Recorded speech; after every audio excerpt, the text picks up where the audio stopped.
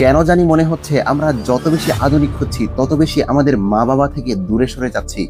গতকাল নিউজ ফিডে একটা নিউজ দেখে চোখ আটকে গেল। ৭৫ বছর বয়সী এক মা ৭ দিন যাবৎ মরে পড়ে আছেন, অথচ তার খোঁজ নেওয়ার কেউ নেই।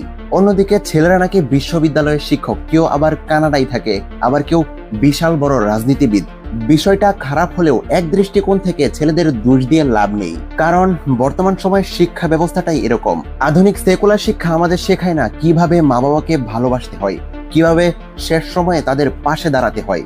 ছোটবেলায় সন্তানদেরকে মা যেভাবে ভালোবেসেছে, বৃদ্ধ বয়সে সেই ভালোবাসা কিভাবে ফিরিয়ে দিতে হয়, যার বাস্তব চিত্র আমরা দেখি জাপান, চীন, আমেরিকা ও ইউরোপের বিভিন্ন দেশগুলোতে। পাশ্চাত্য দেশগুলোতে অবাধ ব্যক্তি স্বাধীনতা ও 18 বছর বয়সের পর ছেলেদের মা বাবাকে ছেড়ে দেওয়ার কারণেই শেষ বয়সে মা বাবা হয় নিঃসঙ্গ, একা, যাকে দেখার মতো কেউ নেই, যার পাশে দাঁড়ানোর মতো কেউ নেই, মৃত্যুর সময়ে এক গ্লাস পানি হাতে তুলে দেওয়ার মতো কেউ নেই। পরিশেষে একটা মা তার জীবনের সবটুকু দিয়ে তার সন্তানকে ভালোবাসতে পারে, কিন্তু সেই ভালোবাসার কতটুকু অংশ সারা জীবনে সেই সন্তান তার মাকে ফিরিয়ে দিতে পারে? বলতে গেলে একটু না। আমরা কি আমাদের জীবনের সবটুকু দিয়েও আমাদের জন্য তাদের অক্লান্ত পরিশ্রমের সামান্য মূল্য পরিশোধ করতে পারবো? ভালো থাকুক পৃথিবীর সকল মা বাবা। আল্লাহ হাফেজ।